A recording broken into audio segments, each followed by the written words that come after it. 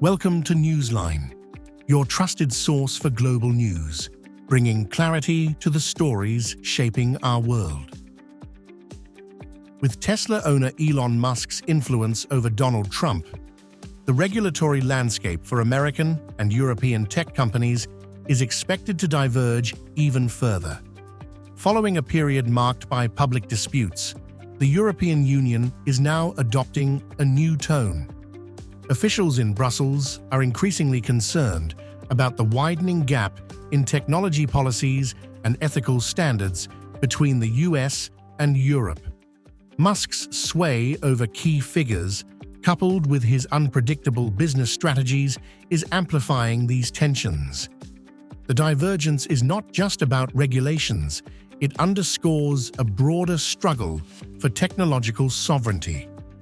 While the EU pushes for stricter rules on data privacy, AI ethics, and platform accountability, the US, influenced by Silicon Valley giants and high-profile entrepreneurs like Musk, leans towards deregulation and market-driven innovation.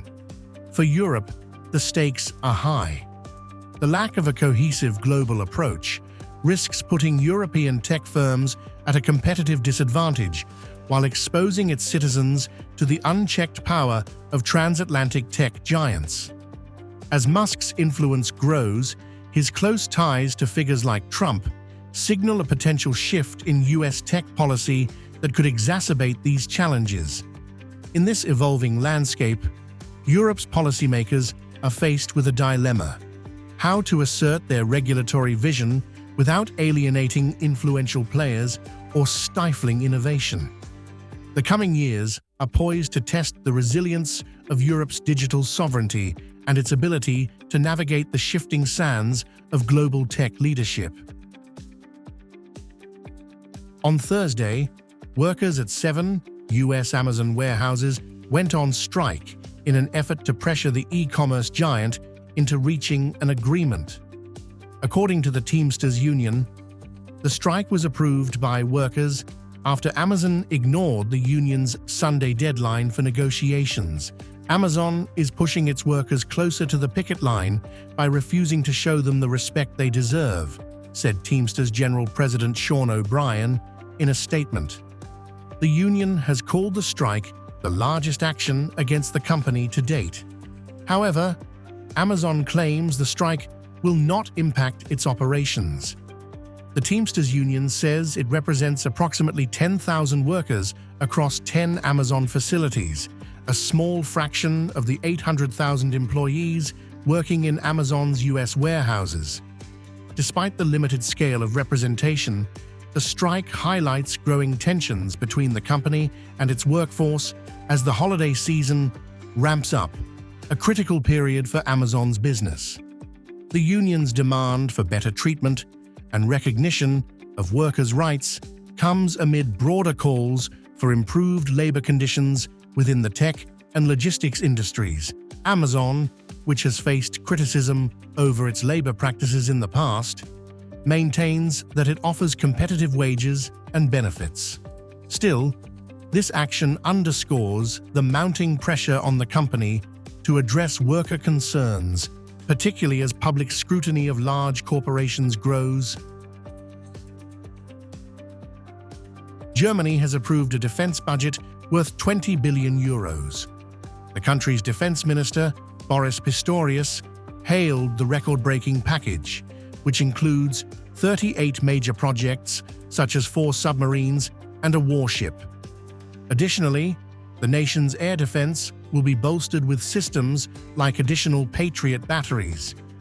The defense initiative comes at a time when Germany is striving to rebuild its long-neglected military capabilities amidst heightened geopolitical tensions caused by the war in Ukraine. Meanwhile, the German Finance Ministry reports that the country's military exports have surged to 13.2 billion euros this year. Nearly 2/3 of these exports have been directed to Ukraine, with a significant portion financed by Germany itself.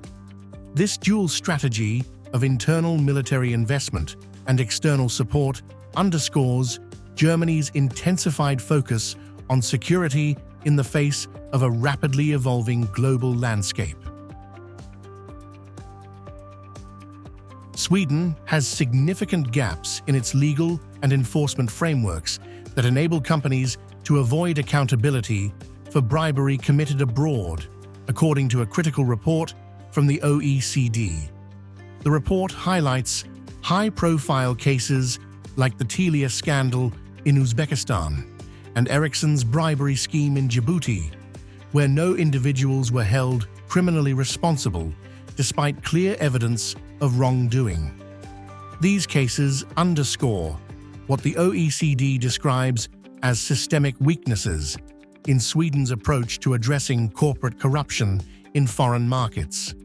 The OECD Working Group on Bribery criticizes Sweden for its lack of enforcement and insufficient sanctions for companies involved in international corruption. The report also notes that Sweden lags behind other countries in implementing robust anti-bribery measures, making it easier for companies to exploit legal loopholes to escape accountability.